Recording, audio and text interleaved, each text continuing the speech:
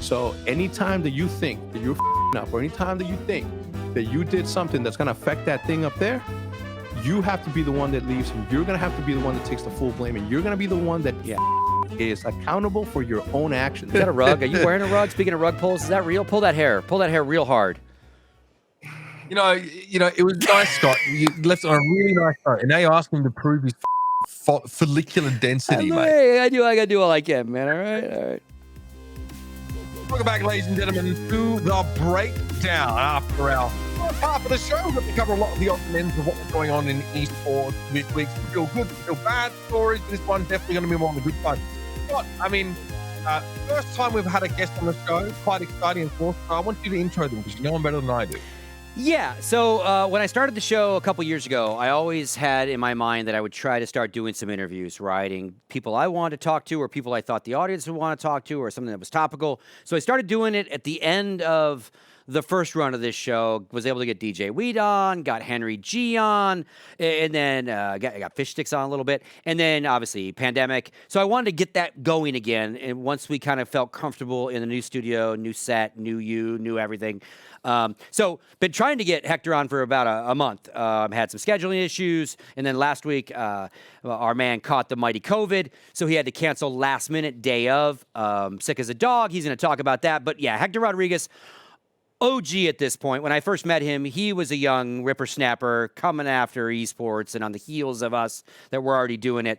But certainly by now has made his bones in this industry beyond maybe all the OGs before him, right? From what he built with OpTic to what he's done with not only the OpTic brand through several iterations. We're going to get some clarity on the timeline of OpTic too.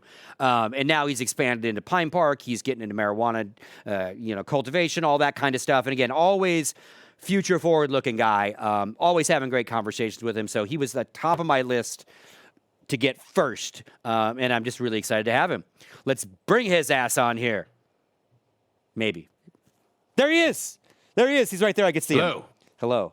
How are you, sir? Here I am. Here you are. How are you, Hector? How you feeling? I'm good. Not better. This little area right here was where I slept for the past 4 days. I stayed at my garage where I keep my boat for the good 7 of those days. So I've been quarantined pretty heavily. All right. So this is going to be loose. We don't have a whole list of questions. I put kind of more of a chronological order of kind of areas of your life I want to talk about, and Mitch will chime in along the way. So this will be kind of chronological, ending in the now and into the future, Pine Park, etc. So let's get into it. Before Hecz, the gamer, the guy we all know behind OpTic, and this always really intrigued me about you. Tell me about Hector, the young artist, Hector, the graphic guy, Hector, the guy maybe getting arrested or maybe getting in trouble for tagging buildings and shit, right? It really intrigues me, this part of you, because I don't know much about it. So I'm going to ask you a lot of shit that I don't know the answers to.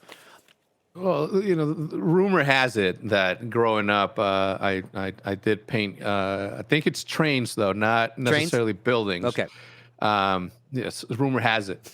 I grew up in the 90s, man. The best era to ever grow up in. I was born in 1980. I'm 42 years old as of today. Happy. And I grew up in I was born in El Paso, Texas, but I grew up in a city called Juarez, Mexico. I mean, if you've seen any cartel movie, that's where I grew up until 1993. When my parents kidnapped me and brought me to the coldest place on earth called Chicago, Illinois. Well, the suburbs of Chicago, Illinois. But I always had this like artistic itch about everything. Like I just loved anything that was visually appealing: cartoons, graphics, logos, brands, stuff, 80s Americana of sorts. And what intrigued me about graffiti was the connection that it had and how competitive it was with everything that surrounded and sort of encompassed graffiti. So by the time that I got to my first junior high school, Holmes Junior High School in Wheeling, Illinois, I didn't know how to speak English, right? It took me about 6 months to truly break through the truly like sort of rewire my brain to think in two different languages. It took me about another year or so to lose my accent.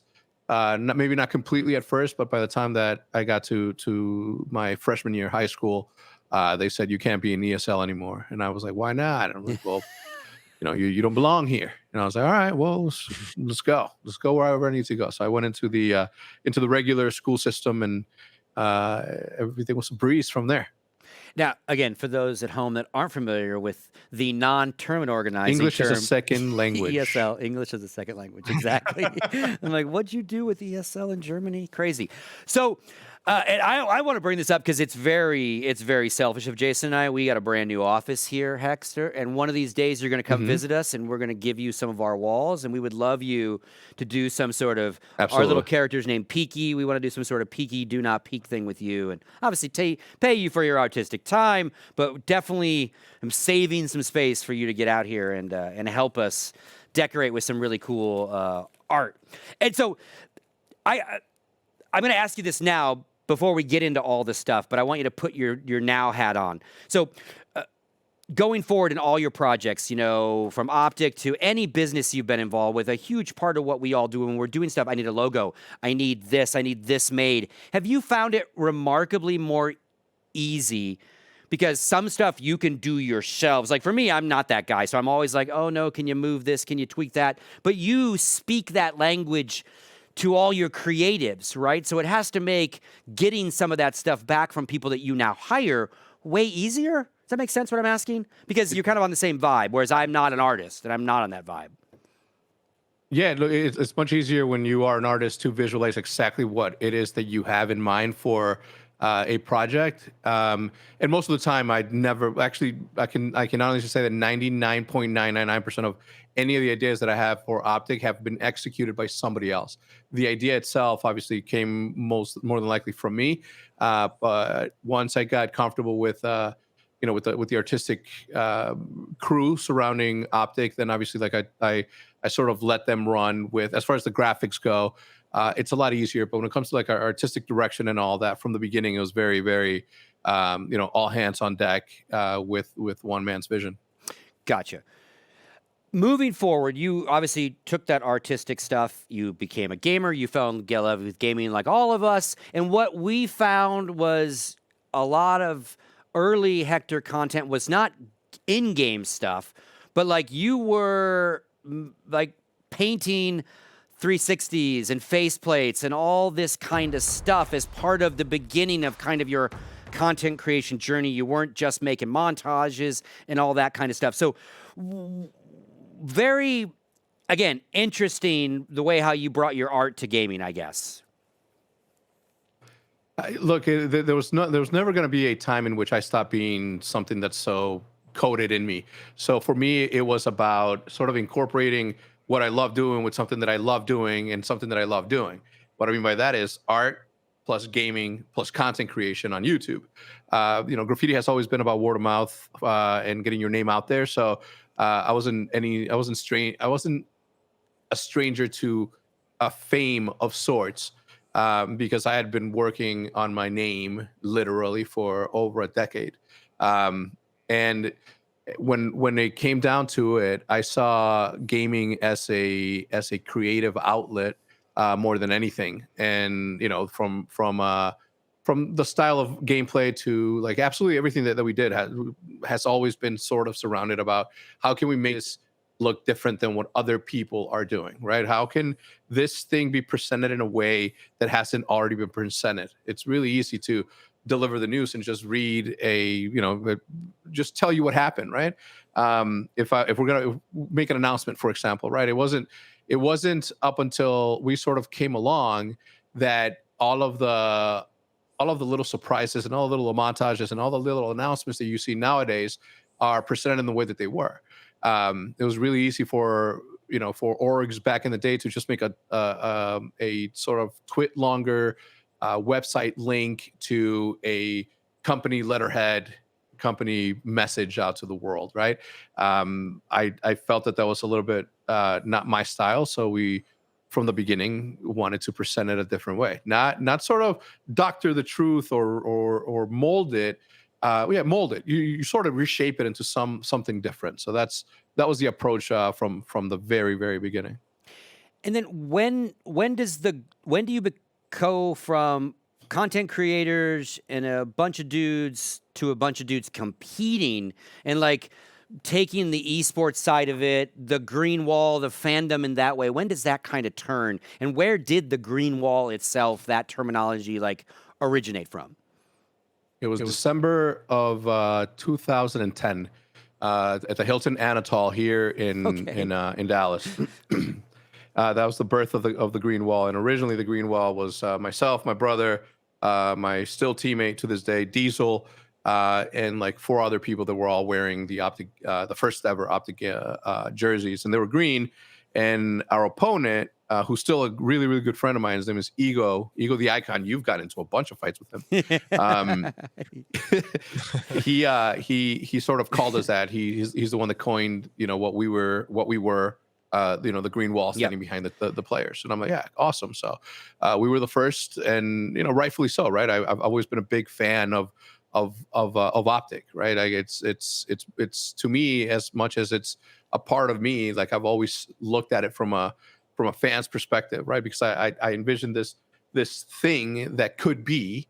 So I've always been a big fan of that, and that I think that made it easier for me to approach everything from a not only a creative standpoint, but also from a passionate standpoint, a passion for sports, a passion for team.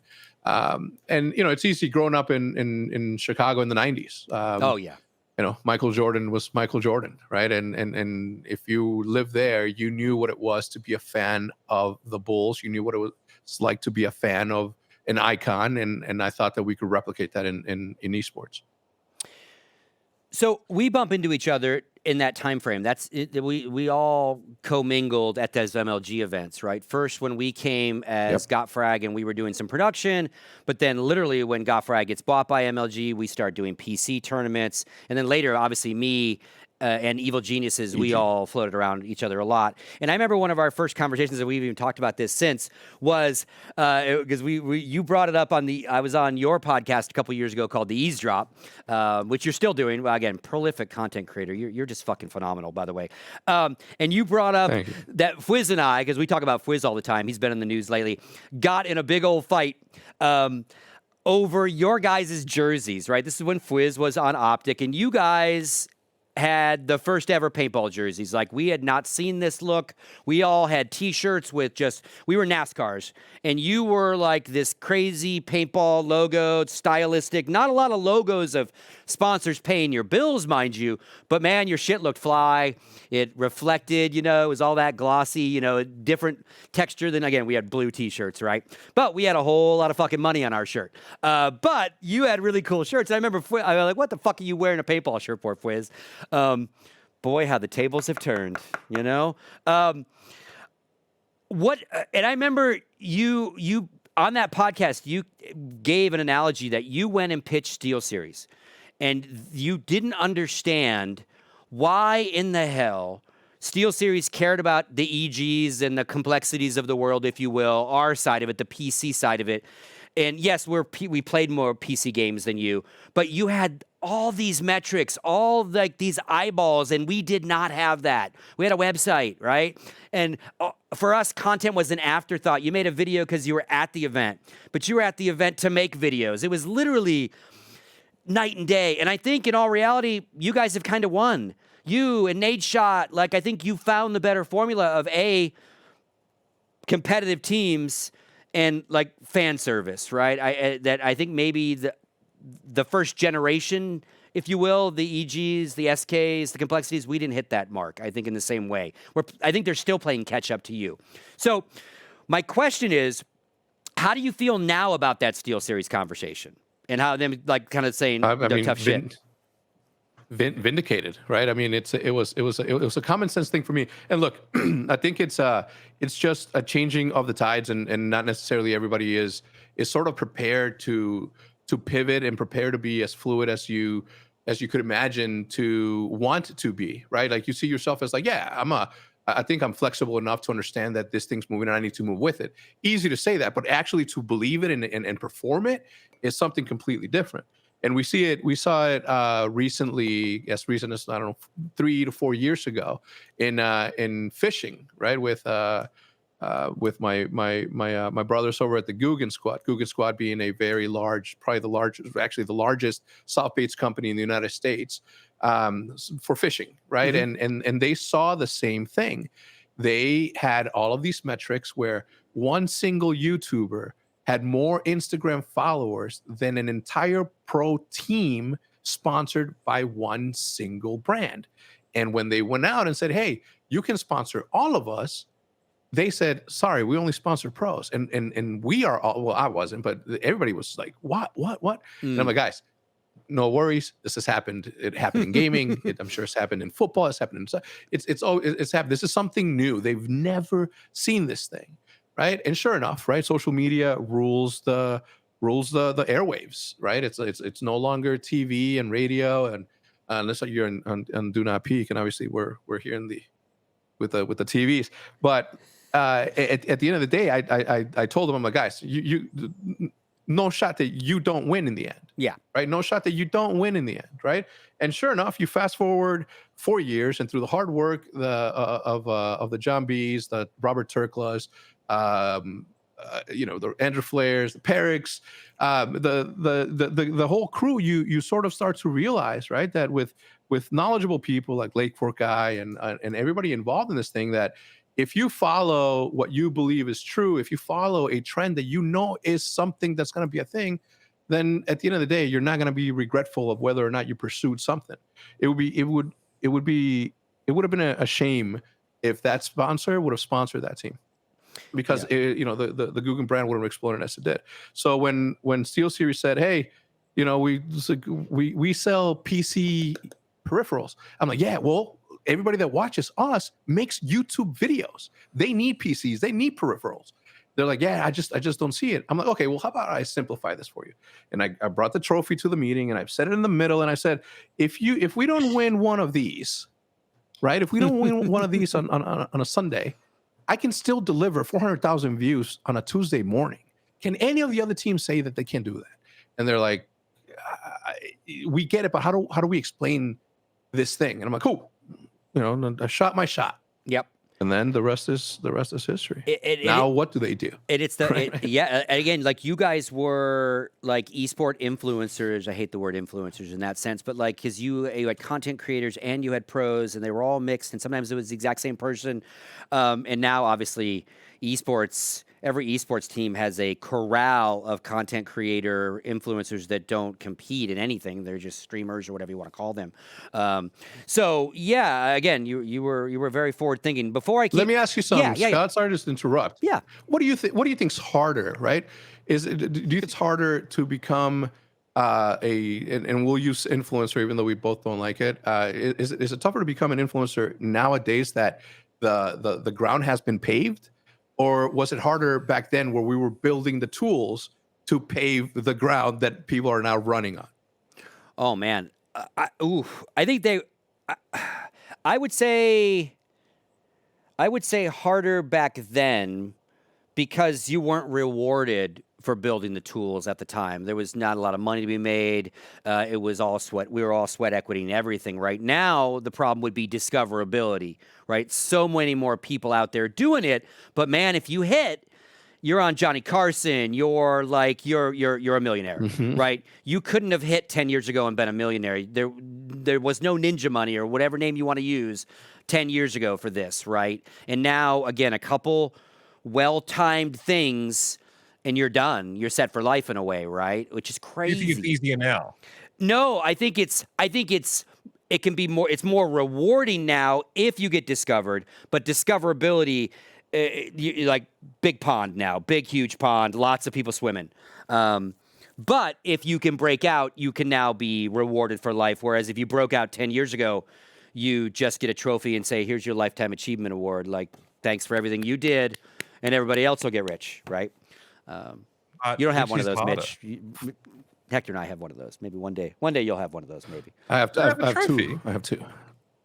You only have one lifetime achievement award, though. Heck, they didn't give you two yet. Oh yeah, only one Holy one shit. halftime achievement award. Yes, yeah. I loved how you called it that, because it is for you. Me, I'm almost dead, but you got plenty of shot.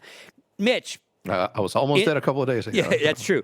Chronological I'm order. kidding. Before we go any further, do you have any questions for this part of Hector's life? I really want to delve into, because you talked about how you were able to sort of forge a path to success via your approach, and it was like a longer term thing, right? You kind of had to wait until these brands started to come around and understand just how potent and effective and important the reach that you could generate was over the label of pro. But eventually you guys were pro as well, you know what I mean? And eventually, maybe one of the signs of success is that you started wading into territory that for many people in esports was maybe not that familiar. We're talking big corporations, we're talking VC, we're talking large injections of money. I think, and look, the OpTic brand as well has been intertwined with a lot of different esports or non-esports brands over time, right? We could say Immortals, NRG, the Houston Outlaws, now Envy. I'd love like an idea of like when this started happening, like when you actually started to have these conversations with big brands like Infinite, for example, who obviously were the parent company of OpTic for a time. What's the timeline of when you guys started to realize this shit is real and you had to start having conversations about, a lot of zeros next to that dollar sign? Well, it was in 2016. It was August of 2016 was the first time that we had a meeting with investors. 2016, very, very, very important point here. In 2016 was the first time that I considered taking investment. Up until that point, my Counter-Strike team, my Gears of War team, my Call of Duty team, my Halo team, and all the influencers, they were all paid by this thing up here, right? So as much as the original brands that were around that didn't want to give us money, you know how you have that vision. It's like, all right, I'm giving to you, giving a good deal to you right now, but next year, OpTic's going to be more expensive, so you can either take us now at $250 a year, or it's going to be expensive next year. Well, by the time that 2014 and 2015 rolled around, I asked for whatever I wanted, and I got whatever I wanted, right? Because everybody wanted to touch that, right? So in 2016 was the beginning of 2016, but in August was the first time we had an investment conversation. The reason that I brag about that is because you look at every other big team and big. What do you consider big brands in esports? Their investments came in early 2014, 2015. Yeah. So they were way ahead of the game and the right marks over there. And because we were a Call of Duty team primarily, right? People were a little bit like, well, are they really esports? And I guess people back then didn't understand what I saw so clearly, right? That as long as the eyeballs are there, as long as the interest and the passion from the fans are there, can we talk about mobile yet? You know what I mean? Like it confuses me when people even worry about mobile gaming as if it's not going to dominate at one point.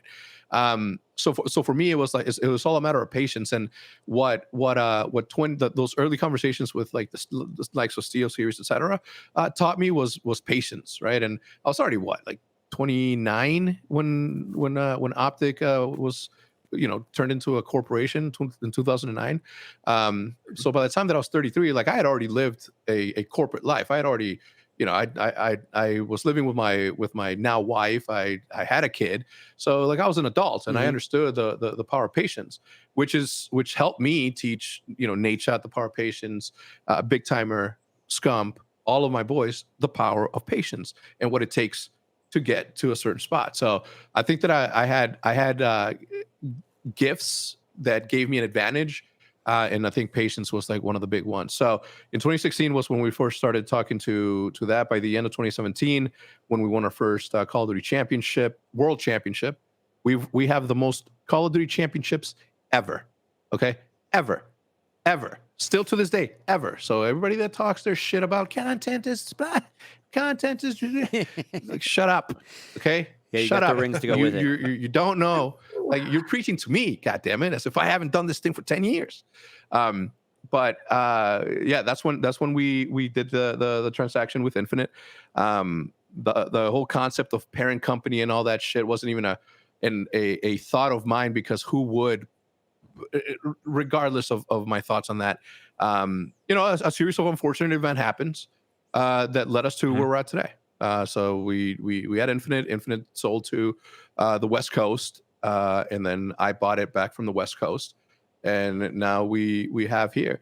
The one thing that I've learned in this series of, as I mentioned, unfortunate events, is that a lot of people put a lot of emphasis and a lot of sort of focus into what's behind the curtain, and to me that's a little bit of a like wasted sort of time. Like, yeah, is it a talking point? Sure, let's talk about it. But to make, to waste time talking about that instead of creating the shows that people actually want to watch, the ones that actually get viewership, the ones that focus on the players, that's what they do. But the amount of people that really cared about like the back end stuff, the business stuff, like mind-boggling to me to this day. Mm-hmm. Well, that was my next 5 questions was about the behind the scenes of the financials. I'm gonna cross. Yeah, well, no, something more interesting. Like, look up in front of the curtain for a second. The thing that I've always noticed about OpTic, and I played PC Call of Duty, started a COD 2, so dimly aware of sort of the Call of Duty scene and OpTic's growth. You cannot, you cannot ignore. No matter where you come from, no matter where you are, you cannot ignore the impact of a brand like OpTic, right? The fans, it's insane. Like, I've seen it. You pick up a new team in any esport, right? And all of a sudden, the Twitch chat, the very next time they play, is full. People turn up. OpTic fans especially vote with their feet. They will go and watch a game they've never even fucking heard of because the brand is there. And I guess, like, I want to understand from your perspective how you've created a brand. Like, what principles do you use to create such a compelling product that people will cross digital miles in order to witness? Like, you had a League of Legends team, the Counter-Strike team, like these guys who were just COD fans beforehand turn up and watch the CS team. They don't know what's going on. It doesn't matter. OpTic's playing. How, I guess, like, what principles led you to creating such a juggernaut where it just broke boundaries and borders inside gaming in general?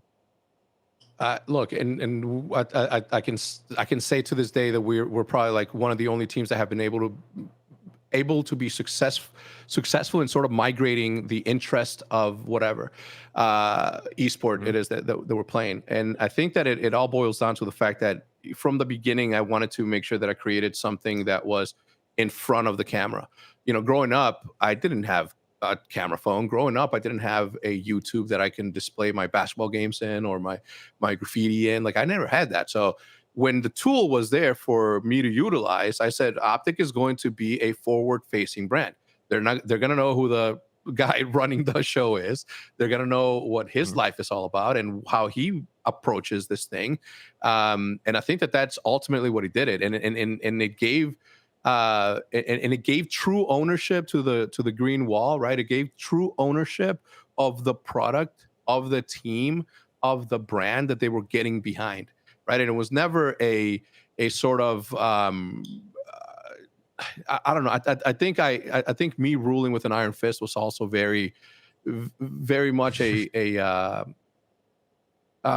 pillar of what we built, right? Like, there was no room for drama, and every single one of my players has heard me, well, especially like back in the early days, has heard me say, "You're never gonna put OpTic in jeopardy. You're never gonna put me putting food on my table for my daughter in jeopardy. So anytime that you think that you're fucking up, or anytime that you think that you did something that's gonna affect that thing up there, you have to be the one that leaves, and you're going to have to be the one that takes the full blame, and you're going to be the one that fucking is accountable for your own actions, because it is not fair for your teammates. It is not fair for me, for sure, that you chose to be a dick in whatever format you want to pick." And from the beginning, that was a very, very, very strict rule that I would have never ever bent for. So from the beginning, it was all about, this is what we are. Very, very honest with everybody. This is exactly what we are. Okay.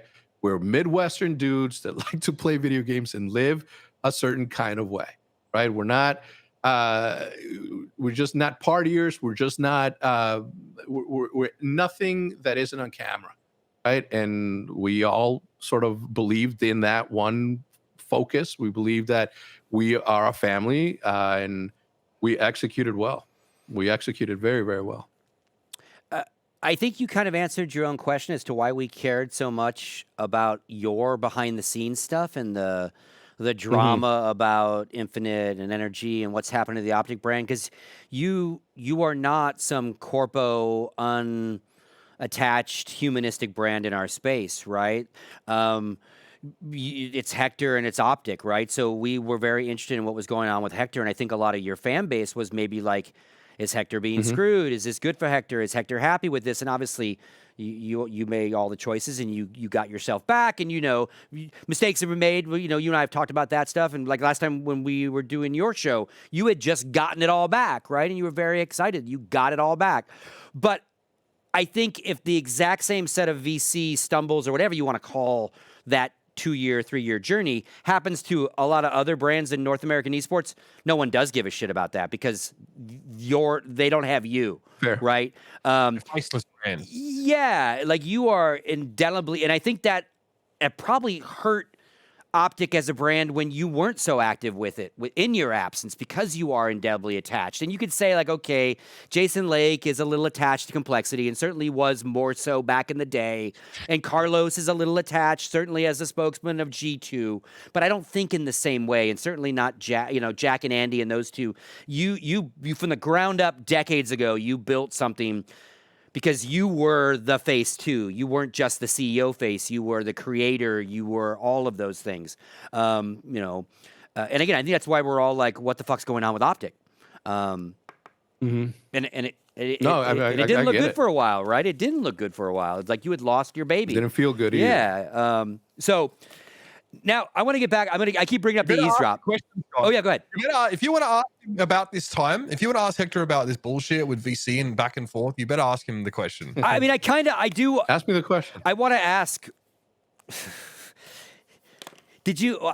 I want to know what the turning point. I want to know. Was the juice worth the squeeze? I love that movie. Oh my God, Hector, you're like one of my favorite humans. You got to ask yourself, Joel? Was it Joel? Joel? I think The Girl so. Next Door, by the way. If you don't know the movie he's quoting, young Tim Oliphant. Great actor, great role. A great actor. I think you're stalling, Scott. No. What I want to ask. You sat the longest, right? In the sense of taking outside money. And maybe you had friends and family help behind the scenes. I don't know. We're not even getting to that kind of money. But no big VC, no divvying up the company kind of thing until 2016. How much of that was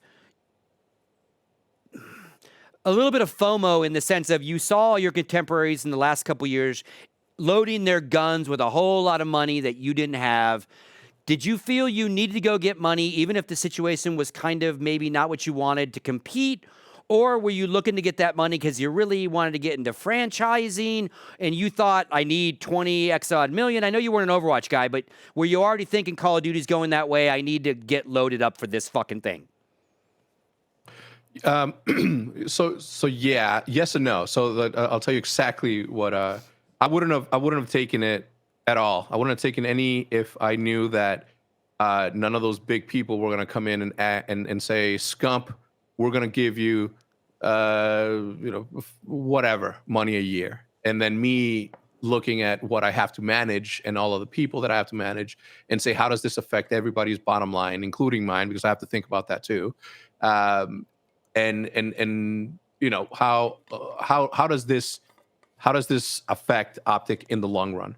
And I knew that I wasn't going to be able to do it fair and square. Was just not going to be the name of the game, right? Running a profitable business when you have no business education and no formal, prior experience on running businesses. I knew how much money we were making. I knew how much money we can spend. I knew when we can expand, and that's it. That's as far as that went.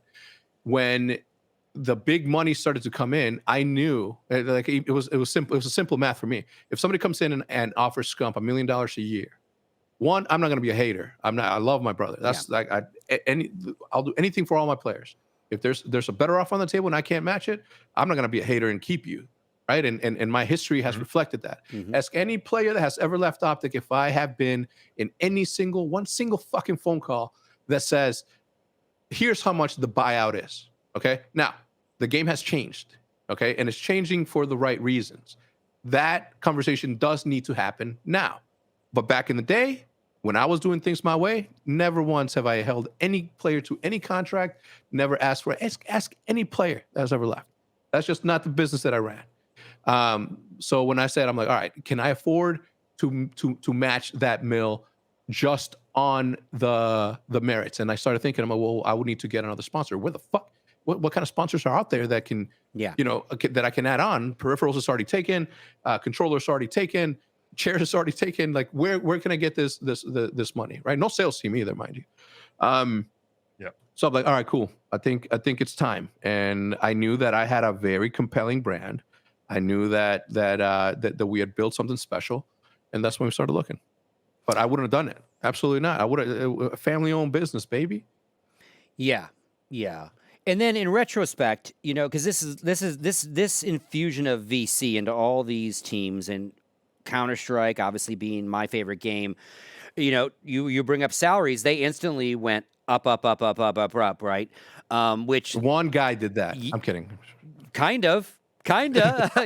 Your boy had something to do with it. Well, you and I know. Yeah. I mean, you and I know. Isn't that your partner? Wait. Hang on a second. Wait, what? No, it wasn't Stro. Was it Stro? No, it was not Stro. I was thinking of Stro. Definitely helped. What was that? When he paid the French, he wasn't the first, but he helped. He helped overpay. Villa in Nice. He gave him a villa in Nice. I mean, come on. I mean, bless MBK's heart for negotiating for one thing. One thing though. He gave him a championship too, though. A bunch of championships. The players benefited, and you can't get mad at that when a whole industry is built on people busting their ass hours on end to perfect their craft. For sure, their fucking salaries better go up. So the escalation of the salaries may have been a little bit fucking out there, right? But I wasn't talking about Stro.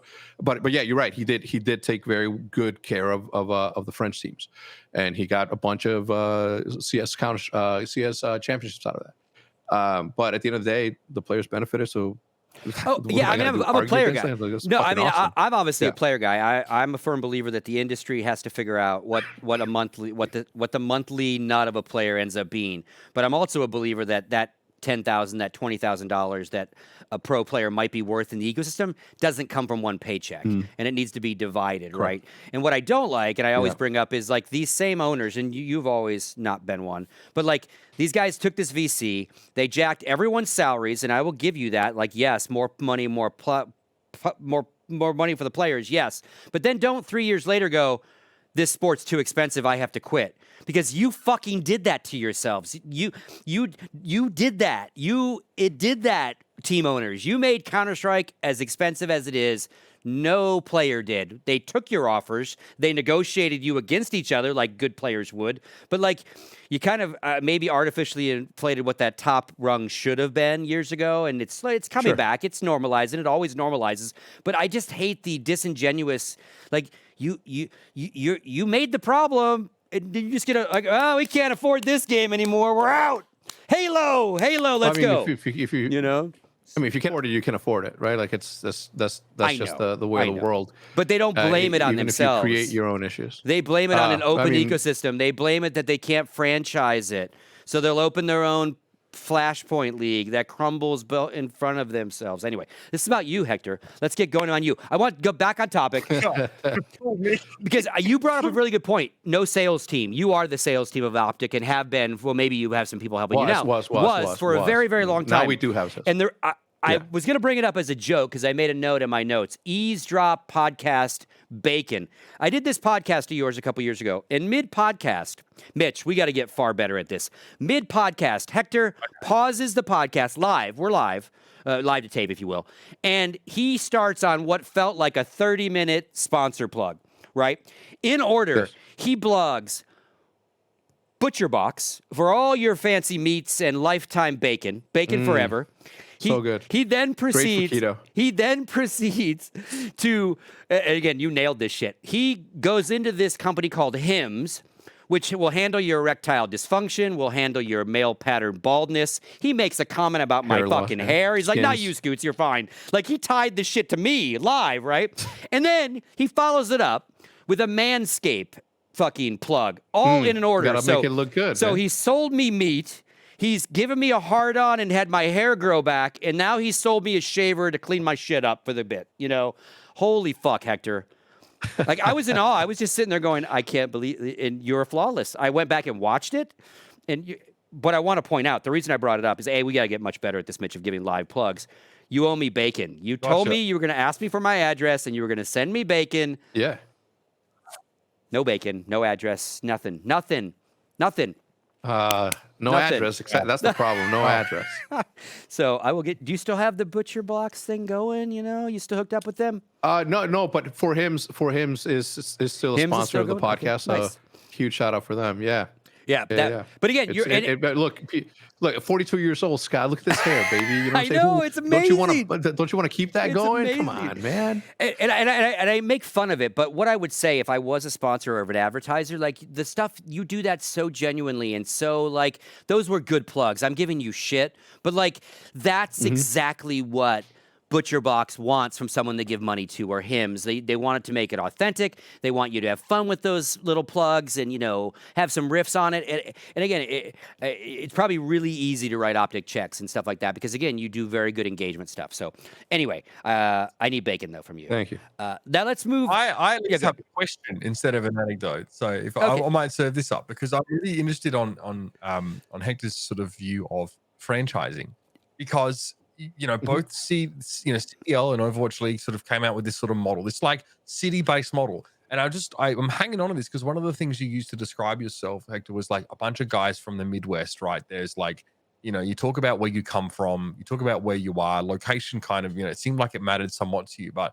I'd love to get it from you, you know. What do you think about franchising? I know there's differences between the CDL and CWL and OWL, but obviously the Outlaws brand was involved. You know, best branding in OWL to this day.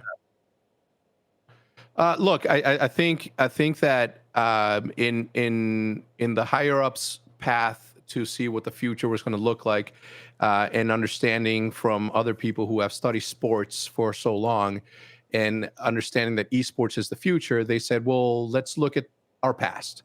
Where does it begin? How does it monetize? How does it get to where it needs to get to?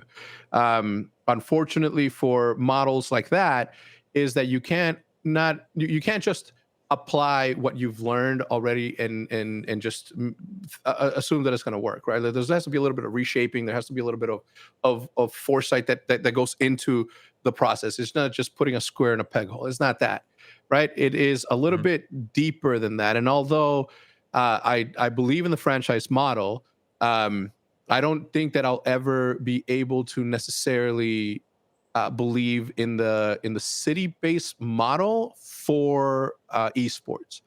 Now, if you look at what they grew up in, right? If you look at how traditional sports grew up, you're gonna run into the fact that the internet didn't exist back then, which means that there was regions that you were bound by, and you couldn't broadcast beyond that. Well, the internet's here, right? There's no mountains, no mountains, no rivers, no borders, no nothing that can stop somebody from Australia. Shout out to my people in Melbourne, by the way. Long time since I visited. For them not to be members of the Green Wall. For my Canadians, all of my French brothers, all of my this is way beyond that, right? Like this goes beyond that. I haven't been to a single new country that I've never been to and not seen a member of the Green Wall there that's ready to take a picture with me because they've been watching my videos since they were fucking 13 years old, right? But the franchise thing, I believe offers the structure needed to make this what it needs to be. Are we there right now? No, right? I think that there's still a lot of development that needs to happen, but it is the internet. It is the age of give me a 6-second video and get the fuck on with you. Get out of my thing. With that mentality and that phenomena, if you want to call it that, you also have to think about what it does on a timeline perspective for a business model that has been, developed over hundreds of years into internet timeline or internet time. Right. If you look at the drama that happens nowadays, it's there 1 day, 2 days. What were we talking about? Yep. What happened? 72-hour rule, right? Yeah. Right. that's the same thing that everybody is sort of adjusting themselves to. Does the franchise model work in theory? Yeah, absolutely. Duh. Will it work? Inevitable, right? That it's going to work.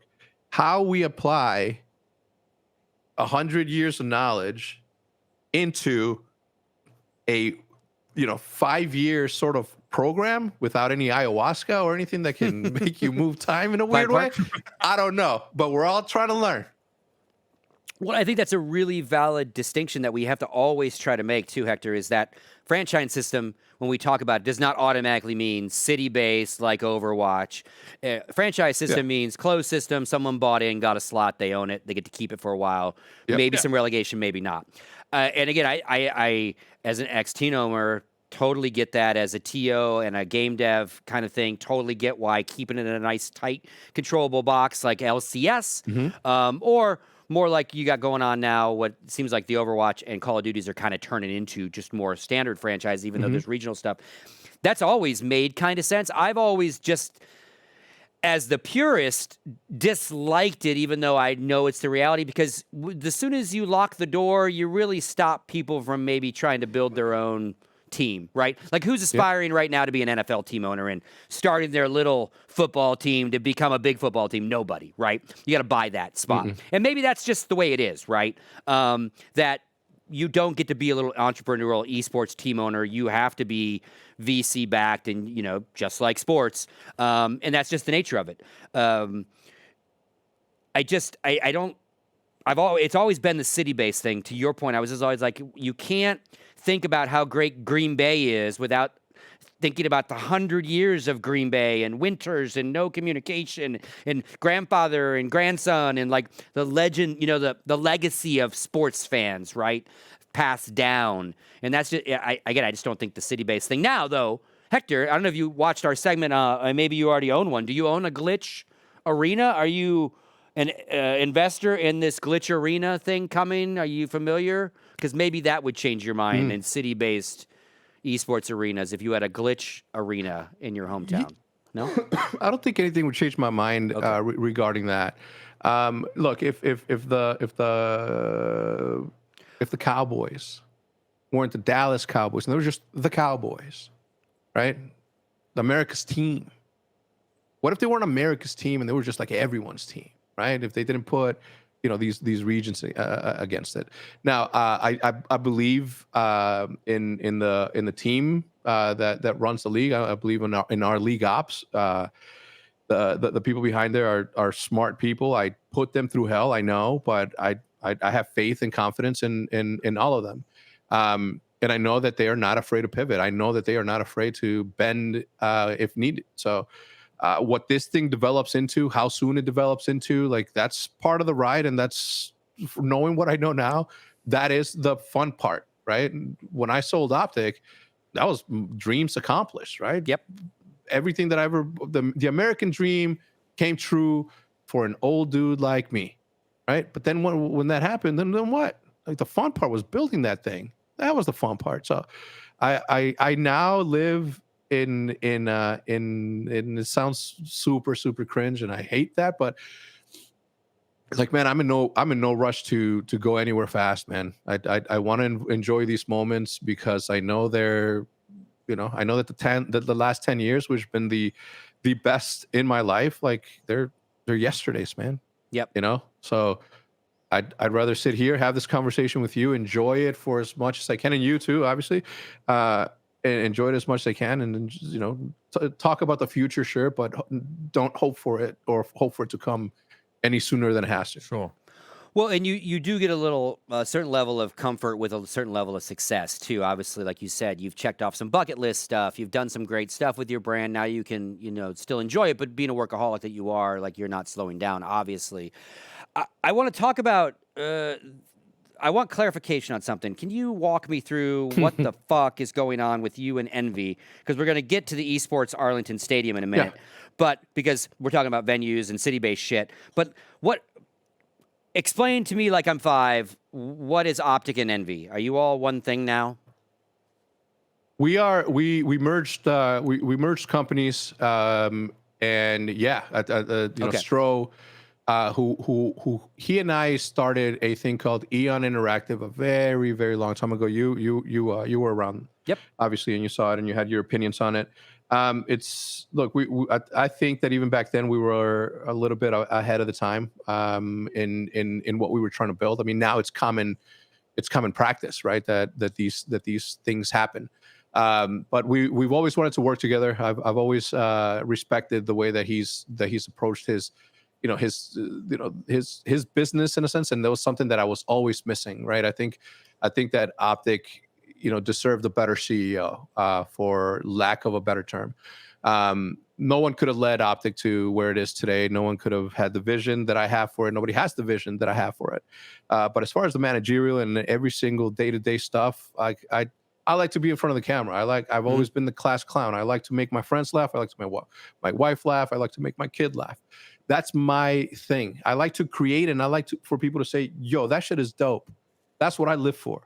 So, in sort of finding OpTic's footing in the space and sort of finding myself in the space, I neglected, I think, a lot of the could have. Look, I can't complain, right? Obviously, because it worked out in the end, but I do think that there was a lot of times where a grown up was needed in the room in certain cases that I couldn't be because it would have ruined something special.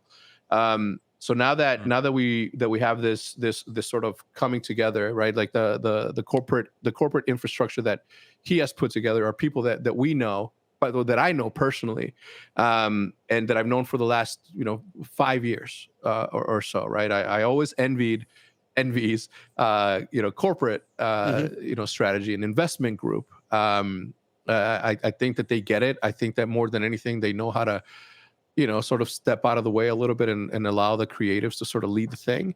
And that's that we always talked about it, and I always said it. I'm like, you're really, really lucky to have the investment group that you have. And I think that's one of the main things that sort of attracted me to the deal. And it was a good deal in the end, for me personally, for the brand. And I think that we're gonna make some noise. Now, I keep bringing up the podcast, but that's the last time I saw you, right before the pandemic. We were actually in Dallas to go to an SVG event at Esports Arena, and Jason and I wanted to tick a bunch of boxes, so we went and saw Lake at the Frisco compound for Complexity, saw all their cool shit. We went and saw you. I did the podcast in your warehouse. And then we went and saw Mike in Hastro's floor, and he was upgrading, he was constructing that next floor that they're now in, right? And we just wanted to kind of check everything out. And Mike was showing me an area of development in Dallas that they were looking at, and they were going to do like an entertainment complex, right? This is, again, like, 2.5 years ago now. Different than Esports Arena, but you guys were all part of Esports Arena in one way or another, because I think that's where your teams were going to play when you were doing the city-based stuff. But then, again, you merged with Envy. Oh, go ahead. Did you say something? No. I did play there. Yeah, I mean, we had like our homestands at that venue. And then, Dallas. most recently, so you merged with Envy, and I've got a conflict of interest question, competitive integrity, in a second. But now you guys then announced that you've taken over the management, or Envy has taken over the management of ESA. So talk to us a little bit about your involvement in this stadium, ESA, Esports Stadium Arlington, by the way, old convention center owned by the city of Arlington, flipped, converted, made into a really nice purpose-built venue. Been there a couple times myself. Video playing of you. This is while you're doing hype videos. Oh yeah. What's your involvement in ESA? What was it then, and what is it now? Back then, well, obviously, like, I was the architect, right? Like, I was also Bob the Builder. I drove that little. That was you with the scissor lift and shit. Yeah. Okay. Fair enough. Yeah, I was putting lights up and shit. And what it is now, it's a little bit of the same, man. I'm back there switching switches and shit. You and Corey Dunn, like, pointing lights, making music, making magic. No, you know what? That is such a godsend, dude, man. Corey handles. The Esports Stadium is his, right? Like, he's the one that lives there. He was part of the building of it, and obviously now to sort of have the opportunity to come back and truly have the opportunity to fly with it, it's going to be an exciting time. Yeah, look, I think that was an opportunity for us to explore another vertical within the business of esports, and that is obviously creating shows and offering space for people to operate out of. The esports awards have been held out of there for the last two years. I mean, COVID and shit, but I don't know. Yeah. And that's the sort of stuff that we're going to continue to do. And it's not just obviously esports, right? Like when we were there recently, for the opening, there was like this church event happening on the other side. So it's not just one single purpose use for it. I don't know if that answered your question. Yeah, no, it definitely does. Because obviously what happened there was Corey and that whole gang and Jonathan, right, that ran it, all got fired, quit, and then City took it over with some other people for a little while, all during COVID, right? And then that all didn't last very long, and then you guys have swooped back in. So it sounds like Corey's moved back home and has his place back, which is, again, karma. Corey's a great guy. We all go way back with him. And so... Yeah. Conflict of interest. Help me understand this. So you obviously have some sort of parent Sure. company that is managing and running both teams, and it does make sense. It's like Jason does a whole lot of shit for this company that I don't do, and I do a whole lot of shit for this company that Jason doesn't do, and we work really well together. So it makes sense that you needed a suit, more of a suit than you are. And Hastro, while like you, is maybe more of a suit and less of a content creator, and you're more of a content creator and less of a suit. Makes perfect sense. Match made in heaven. But isn't there a conflict of interest when your Call of Duty team plays his? Aren't you? Isn't this? He doesn't have a Call of Duty team. Wait, I thought OpTic this is his Texas Call of is- Duty. Oh, team. that's right. So is that part of it? You have nothing that conflicts? Is that how you're dealing with this? You're making sure you don't? Yeah, of course. Okay, I was Now thinking, look, I'm an envelope pusher all day long, and I'll try to get away with as much shit as I can. why did I like, think- like I do, but not in this The particular Chicago case. Huntsman brand isn't in the CDL anymore, Scott. It's just OpTic Texas now, which that's was I the missed that. Empire. I It's missed OpTic that Texas. note. Okay, I did not know that happened. Did that It's happen an because of important this, or one, did it Scott. happen before this? Is all No, part of this? it's because of this. It was all part of the plan. Got it. Okay, forgive me. I've no conflict No, of no, you're interest good, with these brother. two companies. So obviously, it's just something you got to keep an eye on. So, Can you imagine?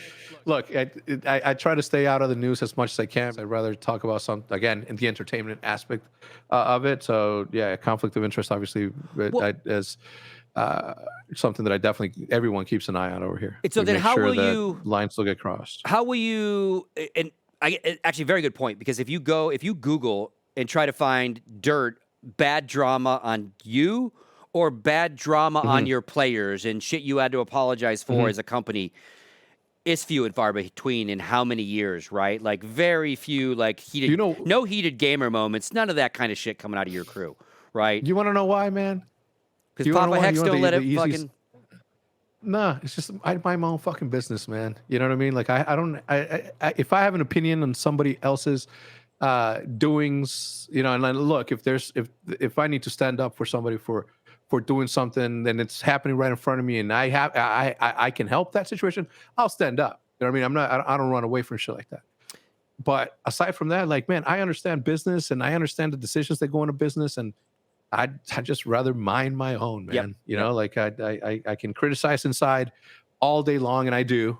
I can point at everything that everyone's doing wrong all day long. I do, but I don't put that out there. So it's too negative. And Yeah. Fair enough. I just rather be cool with everyone, man. You know what I mean? Yep. I think it's big enough, and we have bigger things to fucking worry about, like growing this thing. Cool Uncle Hex. I used to be a lot meaner to everybody, Heck. I think you know that. I used to yell at everybody a lot more. I do, but I always I've grown up a little bit. played nice with you. No, I never had any problem with you. respected you. I always I thought, mean, I still respect you, but Yeah. from the beginning, No, I always was like, thought "That's you were- Scoots, goddammit, you better relax." I thought you were a good shit. Still are a good shit. Okay, so then one last question on the Envy thing. Have you guys just decided then, okay, Envy is more this kind of brand, OpTic, like when you decide new games, when you do decide to get in, because obviously we're always having new games, is there like a vibe that you're going for that an OpTic brand would go into these kind of games and an Envy would, even though you're both kind of console-y in a way in the sense of your roots, or play it by ear? Yeah, I mean, look, if you look at what the biggest brands in esports are today, they all came from Call of Duty. You know what I'm saying? So, what does that say? But Who are you right, looking? so Who are you I looking think- at over there, man? What you looking No, over? Who I you think looking I at? think no, but the wife came in and said hi. So, look, I think we're just keeping it simple. You know, OpTic is OpTic, and if there's a question about OpTic or what it should be, you ask me. If there's a question about Envy, you know, you ask Stro, you ask the guy that built it. Gotcha. And I think that's the easiest approach that anyone can take. Any investor, anybody that's coming into the space, thinking of how to get into the space, don't change the shit that you bought because you liked it the way that it was. When you pick up a content creator and they do something that's a little bit wild, you literally pick them up for being fucking wild. You know, reprimanding them or Can't trying have to put both them in a ways. cage makes zero sense. Yeah. It's Yeah. common sense. Yeah. Please allow. I mean, I think humans as a whole, especially in America, we should lead with fucking common sense, man. It's hard sometimes what we these should- days. People seem to forget that It shit. makes no sense. Mitch. I want to talk about the future now Mm-hmm. because we obviously, you mentioned earlier, like, who knows what might happen or whatever. But, I think I'm really curious to know about, Pine Park and what that represents for you as a venture and what the vision is sort of behind it. You know what I mean? Because obviously it represents a big move for you. I'd love if you could tell us a bit about it. Yeah. So obviously in my entrepreneurial path to where I envision myself being when I'm, 50, 60, I know that I have a lot to offer and to sort of implement from a strategy perspective into different, realms of, I mean, you name it, right? Like I never thought that I was gonna, be on the advisory board of a golf company. I don't golf, right? But I do YouTube and I understand YouTube very, very well, right? Good Golf, which is the coolest brand in golfing right now, is doing something that's going to disrupt the golf industry at some point, the same way that Guggen, where I sit on the board also, disrupted the way that the fishing world operated. Well, as I'm thinking in my head, as I'm going through this process on not being OpTic Hecz, and I'm thinking, I'm like, well, how am I going to get OpTic back? Like I'm going to have to buy this thing back, and I don't want to be broke. So how do I keep everything that I got going on right now? Keep all of my equity everywhere the same. Like, how do I not, move the table too much? And how do I get it? Well, I got to build businesses, right? I got to build businesses, and I got to be. So where's the most attractive, place that I can put my name and my abilities to work as a side gig? And one of the first thoughts was tequila, right? Easy, boom. I'm Mexican, so I like tequila. The Vinny Chase model. I've You familiar? yeah, Vinny sort Chase? of, yeah, sort of. Entourage. With Avion. But that was turtles. That was turtles. That was turtles. Thing. But you're more Vinny than Turtle, Yeah. though. You know what I'm saying? I'm just saying. Yeah. I think I'm more Ari than Vinny Okay, or fair Turtle. enough. Fair enough. Yeah, Well, that might have been I'll insulting, give I it to guess, Ari. but yeah. No, I'm not. I mean, Ari's if you're badass. asking me who I'd rather be Johnny. Johnny Drama. Oh, He's- Johnny Drama's great, man. Victory! Yeah, he's Fucking he's show. great, man. So it was that, and then I'm like, I love cooking, so salsa maybe that's what I would do, like something that spoke to me. And then I saw this article about this brand called Cookies. Cookies is the most powerful brand right now in cannabis. It's led by this rapper named Burner, this entrepreneur dude, super smart. But I saw this article that said that he got an $800 million offer for his company like fucking 2 years ago, and he said no. And I'm like, the balls on this guy. Wow. Ooh. Yeah. No, he's I want 3 billion. And I was like, oh shit, 3 billion. Not 1 billion, not 1.5, 3. I was like, damn, I like this dude's style. And I'm like, wait, time out. There's a fucking $800 million offer on this thing. And then I started doing the research on it, started looking at the numbers, and I was like, I like weed. I like weed more than I like tequila. You know what I mean? I like. Look, there I am. That's a classic picture of you, dude. Like, holy shit. Thank you. So this picture, by the way, I tweeted out, and I wish I would have waited a month later, because a month later would have been April, and I could have tweeted this out on 420. But I tweeted this out and I said, I've decided that at the end of this year, I'm going to launch a cannabis brand. And it got 5 million impressions overnight. 5 million. I was like, what the fuck? I looked at all of my analytics on every single Twitter post that I've ever done. I've never gotten 5 million impressions ever, like on a tweet. No, the engagement it was insane. I'm like, God. And then I'm like, all right, well, I approach it the same way with like that I approach everything. If I can, in fishing, for example, right? I'm like, if 10% of my audience likes to fish, also, like, there's a business to be made there, and something more for me to be able to share. Another outlet that doesn't keep me sort of tied down to the keyboard, doesn't keep me tied down to my controller. It gets me, if I can bring my audience with me outdoors, I'm gonna bring them outdoors. So the same thing. I'm like, you know what? I think we're in the age of information. I think that we have reached a place. I also looked at my analytics when I was building OpTic, and I know that back then when I first started, that my demographic was people that were 13 to 24-year-olds, 34, whatever. And it's been 10 years since I've sort of built this thing, right? So I know that my audience now has grown up, not only watching me, but that. And we've been very, very adamant about doing the right thing always. Yeah, we slipped up, and sometimes somebody was smoking a cigarette somewhere. Okay. That aside, we tried not to include that part, right? We made sure that we walked a straight and narrow. So I'm like, you know what? I think now that there's research surrounding cannabis, that there's research surrounding the true effects, that devil's lettuce, it's not going to turn you into this fucking wild, crazy person. It's going to make you more creative. It's going to make food taste better. It's going to make you sleep better. And I like, the research is there, so I won't pitch too much on it. But I said, I think it's time to explore what this next part of my entrepreneurial journey looks like. And again, it was all about trying to build businesses so I can buy OpTic back.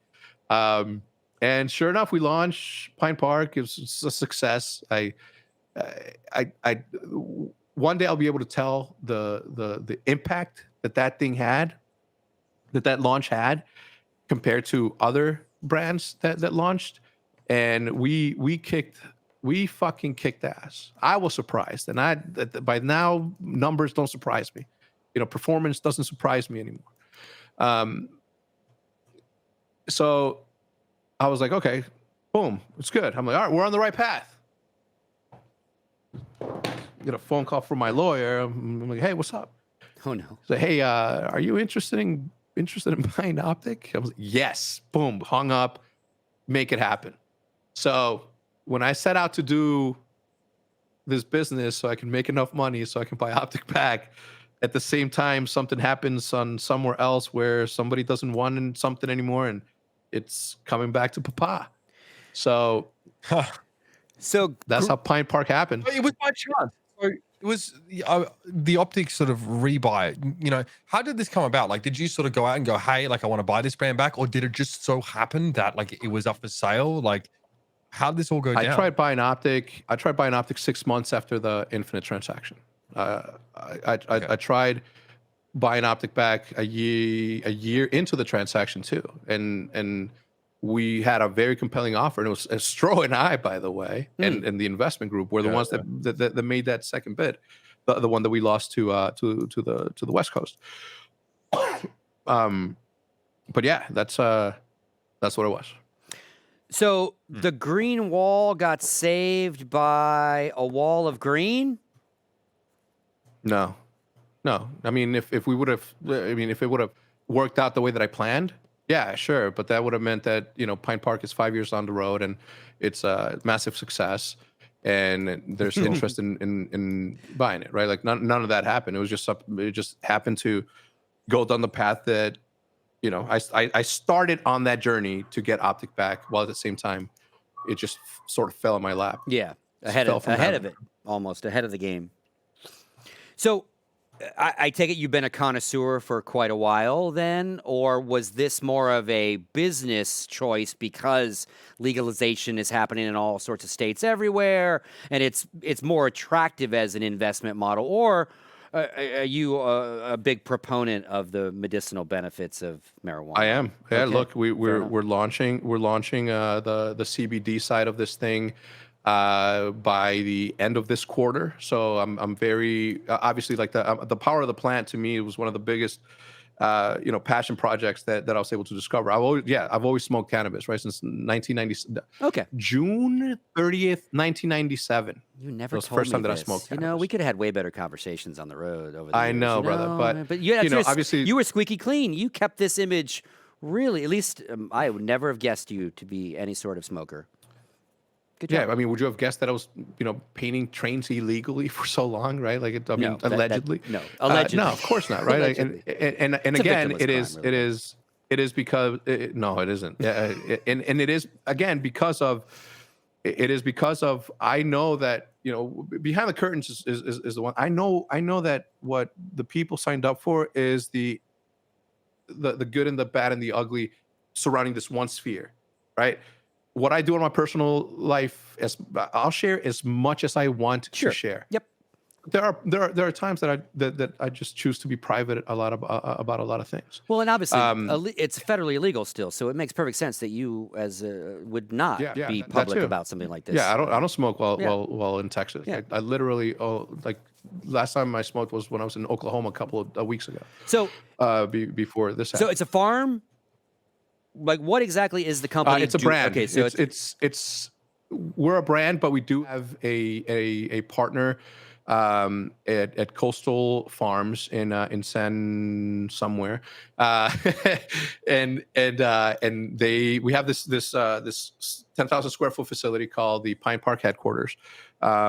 I felt that it would be too much if I also called that the Pine Park Hecz quarters. So the Pine Park headquarters, which is our laboratories, we have very, very skilled connoisseurs. You know what's crazy though, Scott, is that I have been able to work closely with members of the Green Wall, with people that have been watching me since they were 13 years old, who are now like made people that are part of the cannabis community in a very meaningful way. They were the first people to reach out. It's like, hey, let's talk. I've been watching you for a long time, blah, blah, blah. And I'm like, of course, I'm gonna help you. Of course, I'm gonna contact you. Yep. I'm not gonna work with a stranger. I'm gonna work with somebody that I've never met. It's gonna be somebody that has been supporting me for such a long time.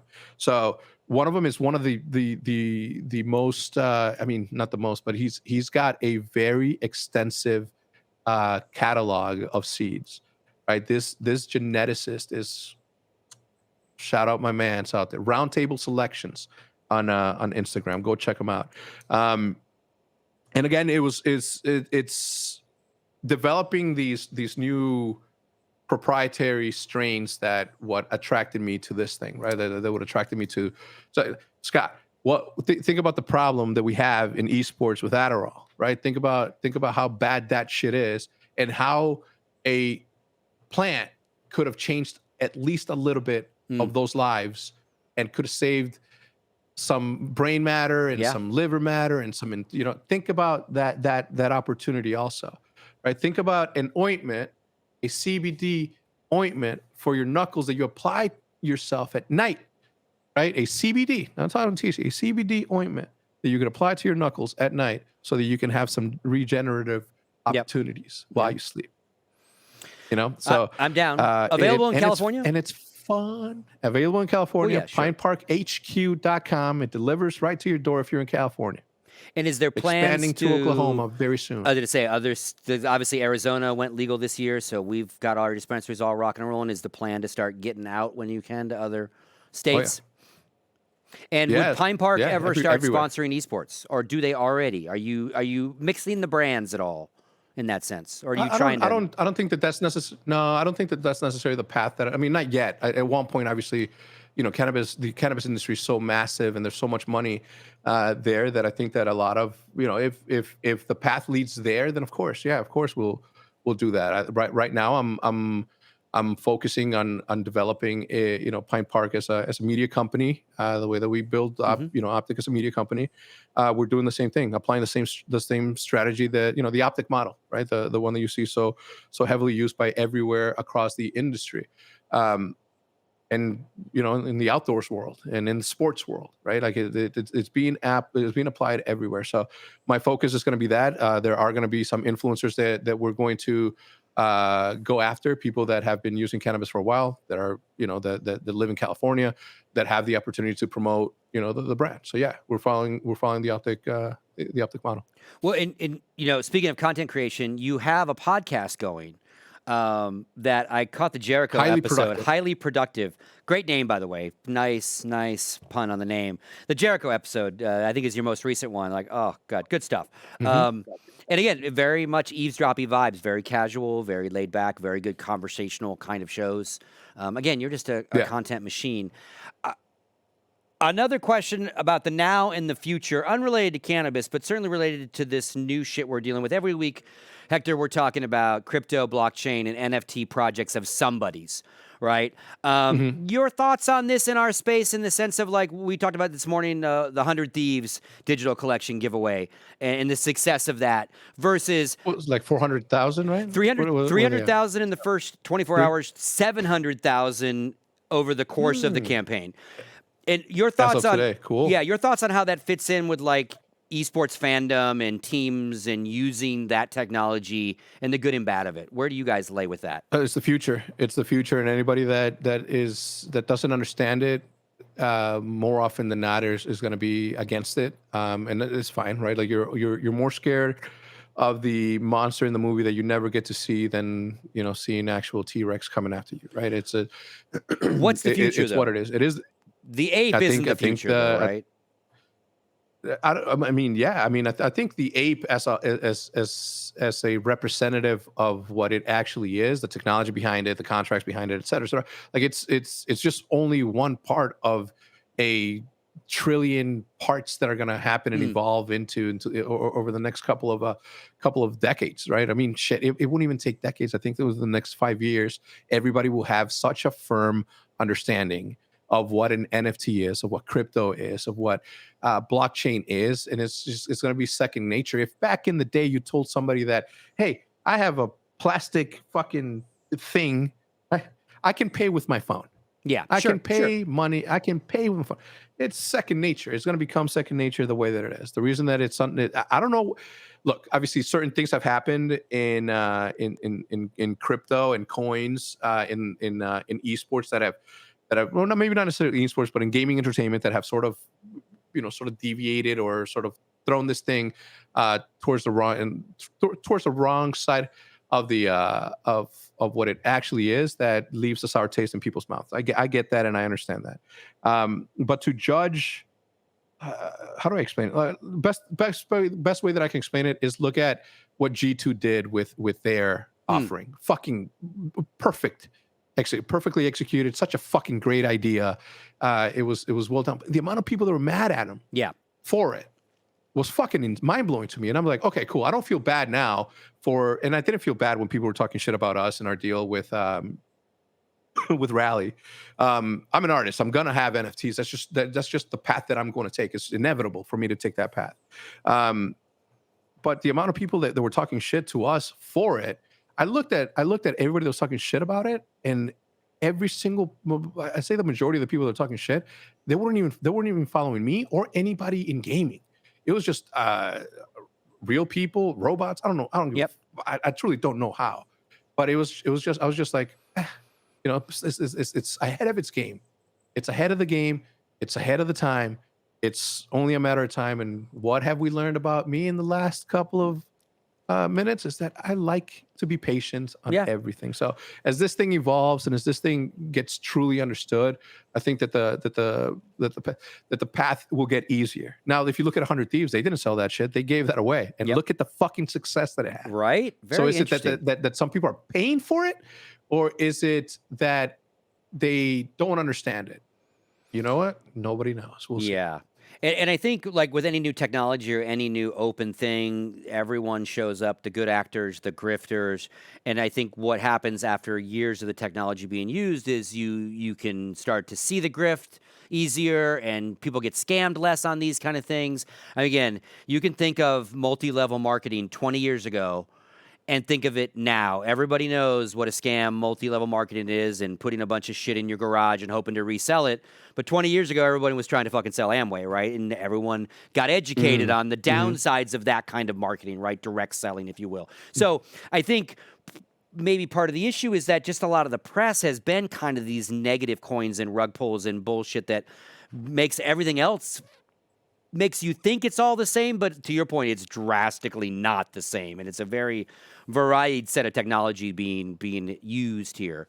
Yeah, I just again wanted to get your opinion on it. Obviously, the artist take makes perfect sense because again, it's another place for you to get your work out there and obviously monetize it in a way, even. And who would begrudge that? Look, I mean, a lot of the concerns about it can be ideological because a large amount of people don't really ask what is being put into an NFT, what blockchain is it on, what is the purpose of it, what's the fee structure, how scarce is it, and a lot of people have problems with the idea of something being artificially scarce. But that happens all the time. Like people literally in clubs like section off parts of the club that could be used to like limit the occupancy to make it look that much more exclusive. So I can understand where like some of the detraction comes from, and there's some legitimate concerns on both sides of the issue. But I think Hector's dead right. I think it's coming real quick. And if people don't realize the fact that like that Twitter has already adopted NFT profile pictures, if like brands like Cloud9, for example, joining up with crypto partners, the fact that there'll be a feature connecting your wallet to Twitter very, very soon. The corporations, like this has already been adopted. If you wanted to really stop this and kick up a fuss, it had to be 3 years ago, not now. It's happening, fam. It's early, man. It's early. Chat's talking about crypto as a currency. Do you think just as crypto gets more and more accepted and it becomes just another way to pay, everything else that you would spend with crypto becomes more mainstream and more normal and less like, because I don't have any crypto. So if I don't have any crypto, I can't go get an NFT, right? I got to do all these things to get to that thing. But once everyone can crypto and that's easy and accepted as a currency, maybe the use of it on these kind of things becomes easier, right? I just like a guy in chat's like, I'm not until I can use crypto at McDonald's or buying a thing of milk. I don't give a shit. But maybe once it's that easy, then it's just as easy to get that NFT for that guy. I don't know. I mean, man. You use Venmo, you use Cash App, you use PayPal, right? Yeah, true. You use Apple Pay, right? It's like if that's not cryptocurrency, right? Like, yeah, it's got a denomination of the dollar sign or the euro, but it's still fucking money in the air that you don't ever really, you never touch. So the whole transaction exists digitally. There's no like physical component to it, and people don't, and integrating this kind of stuff is just not an issue, mate. Like, yeah, you could just have it like, great example is like, oh, you have your PayPal account. Yeah, you could just like in the account, you could just convert your US dollars to crypto and then send that crypto. Yeah. It's just dead easy. It's just in infrastructure for this kind of thing already sort of exists. But I want to get on topic and just sort of circle back around and, obviously, Hector, you're a big fan of sort of living in the now and, and sort of just appreciating what you have and just how you got here. But I'm curious to know sort of what is next? Obviously you've got this business in Pine Park you're building up. The merger obviously with Envy went through. You said you're going to be around for a while. You want to something about you I really recognize is two things. First of all, you keep track of dates.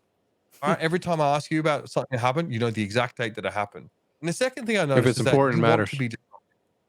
Yeah, you talk about being disruptive, right? You want to disrupt the space. You want to disrupt the norms. The status quo in whatever field you're in. So, what is next for you, man? Like, what is coming up? How are you gonna again shake up the space, sort of in the future? I think for me, the rest of my life is just focused on making that last for as long as esports is around. For me to leave a legacy that matters and that is impactful and it's that people will be able to benefit from in the future, a pay it forward of sorts. Everything else that I do, I think is just I think it's just me trying to have fun while making money, right? I suffer from the gruesome grind mentality where, and look, it's not my fault. I'm an immigrant. I mean, obviously, I'm an American immigrant, but like I came from Mexico. I lived in Mexico. I worked, from the time that I was 8 years old till now, right? Like I've always had a grind mentality, and I always know that if I'm not working, that's me sort of not taking advantage of the full opportunity. That's me leaving money on the table. That's me doing a disservice to my opportunity. And I can never ever live a life where I don't take full advantage of everything that's in front of me. So as far as like new businesses, like I think that what the advisory boards that I sit on now, it's enough. I think that Pine Park is more than enough to sort of scratch the itch of my entrepreneurial wants. Am I going to have ideas? Sure. Am I going to advise? Sure. But I think my focus is just gonna continue to be OpTic. I need to get it to where it once was. Mm-hmm. And how I'm going to do that? Well, I don't know. I'm not big on spoilers, man. I don't like leaks. You don't want to drop any exclusives on us? No, look, You bought Ven. You bought Ven. What? Hector bought Ven from Ariel Horn. I wish I would have bought at least my show off of Van. I just lost my, just lost my FB. I think that what happened to that? That would have been cool. He was supposed to do this whole show, right? I remember seeing like the trailers for it. It looked like a really compelling sit down and talk sort of round table format. What happened with that? Business got in the on their end. Obviously, they're going through the changes that they need to go through in order for Ven to sort of find its place and what it was. The cool thing about the show is that it was so well produced that it made it super fun and easy for me to have these conversations. Lee Trink, Johanna Ferris, my brother Nate Shot. Obviously, like the Nate Shot one went live, but in the Fizz one went live. But I had some of the most I don't know, inspirational conversations that I've ever had were with Johanna Ferris, with Lee Trink from Fizz, and Steve Aronset, right? Steve Aronset from Team Liquid. Like the conversation that I had with him ended in such a fucking gem of a message that he left that it's a crime that it doesn't live openly on the internet right now. That dude has a very aligned visions with me, but the way that he put it so gosh darn eloquently that I just wish that it was out there, right? That it was there for people to hear. It's a shame. What are you gonna do? It's fucking the early ages of gaming and esports entertainment. Yeah, they bit off a lot with that studio, no doubt. So you don't think those other episodes will ever see the light of day, or they were never got finished being edited or anything? Like it's lost content forever? I don't know. Damn. I don't know. Yeah, because the other ones were good. I do not know. There was some spiciness with Nate Shot coming, but great interview stuff. Like those are great pieces. Yeah, those two guys. I don't even think it was. I don't even think it was spicy. Like him saying that. Like, being passionate up. You know what I mean? Like it's like the way that some people twist shit gets me like fucking angry because I'm like I get it, man. You need fucking clicks. I get it, but don't twist what this dude's passion is. Like you don't want to turn off people like him to this thing. You don't want to jade him from this space. Like he's got a lot to offer. So for people to for industry people, fans, fuck it. I get it, right? Whatever. Sure. But for industry people to have a fucking opinion the way that some people had makes me fucking so angry. And yeah, I may be an overprotective brother for sure, 100%, right? But man, you don't treat people like that, especially when that was not the message to begin with. So but really good content. I mean, some of your best content and. In regards, because like you said, very well produced, very nice format, looked good, sounded good. I mean, it's the kind of thing that Jason and I want to figure out how to do here, right? 2 chairs, really good interview stuff. Because I was going to suggest to you, like, if you wanted to fire that kind of shit up again, because you're really good at that, man. You're really good at getting deep with people. You have been doing it for a very long time. I would love to figure out if that's something you wanted to do with us, and if we could figure that out and fire that back up. Obviously, you can't recreate those interviews. It's unfortunate they're not out here, but because again, you're just a master storyteller, and you pull the best out of people too, right? You're good at it, and you're also good at getting it out of people, which is a double rare thing. And yeah, look, I'm open for conversation, but more importantly, I'm always open to work with good people, man. Of course. we want to make cool shit with cool people. That's our whole unofficial company motto. Cool shit, cool people. I don't really have any more questions for you. I know we were asking in chat if there were any questions. I don't know. Jason will tell me in a second. Mitch, anything for you? We've kept him over his time for sure, so I don't want to keep you much longer. No, I mean, I'm good. I mean, I'm just glad to have the chance to open a conversation with you, Hector, man. Really appreciate your candor. Yeah, And nice to meet you, man. again, I think like you Thank know, I've been working with the Overwatch League for a few years, and I'm dealing with the intersection of like my esports passion and like a really corporatized environment. So just mad respect to the people out there who built this and are still talking with the same words, man. When as opposed, when they build it in the first place, like that shit's really important. So yeah, great to have you on, man. Thanks so much. Look, man, when people try to get away with dumb, corrupt, stupid shit, it blows my mind. It's the age of the fucking internet. You can't take a fart without someone smelling where it came from. Yeah. So when people try to get away with shit, I'm just like, I'm glad you got caught, you dumb. It's like when people catch COVID for believing in whatever the fuck they believe in, and it treats them bad, right? It's like a bad case of COVID. I'm like, you know what, man? I'm fucking happy that that's happening to you. Lessons. That's what you fucking get. Life lessons being taught. Yeah, and again, thank you again. Long time coming to have this chat with you, Hector. So thank you for finally coming. Appreciate it.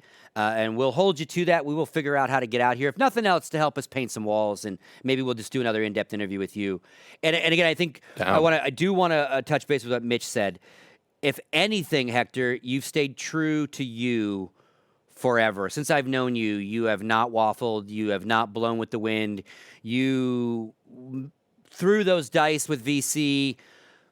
Realized obviously very quickly that it was a mistake, wanted it back within 6 months, and you got it back. Took you longer than you wanted, but congratulations on getting your baby back, and looking forward to watching OpTic and the Envy brands together continue to kick ass out of Texas and around the world. So thank you again for joining us. Much love, brother. Much love. Thanks, man. Thanks for having me. And happy Appreciate birthday. it. Thank you. man. Big 48. He's the Thank big you. 48, folks. Almost 50.